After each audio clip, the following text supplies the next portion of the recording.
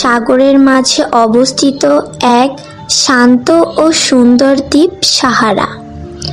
দ্বীপের মাঝে রাজপ্রাসাদ, আর সেই প্রাসাদে বাস করেন এক মহান রাজা ও তার মেয়ে রাজকুমারী পদ্মা।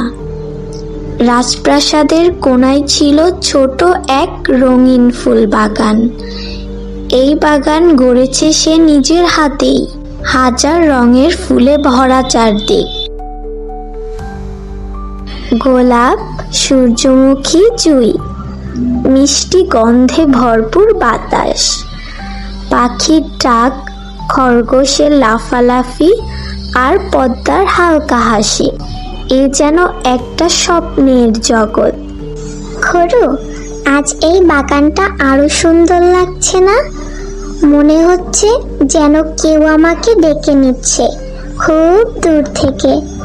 হাওয়া এসেছে, ফুলেরা কাঁপছে, পদ্মার চুল উড়ছে।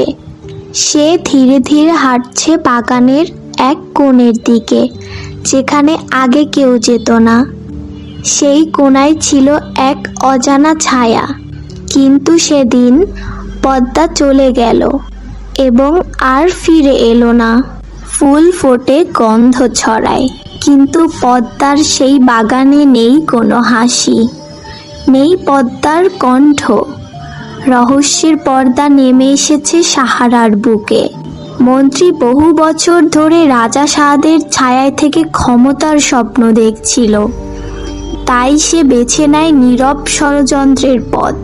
প্রথমে হারিয়ে যায় রানী, তখন মন্ত্রী চুপচাপ। এরপর হারিয়ে গেল রাজকুমারী। ভেঙে পড়ল রাজা ভীষণ।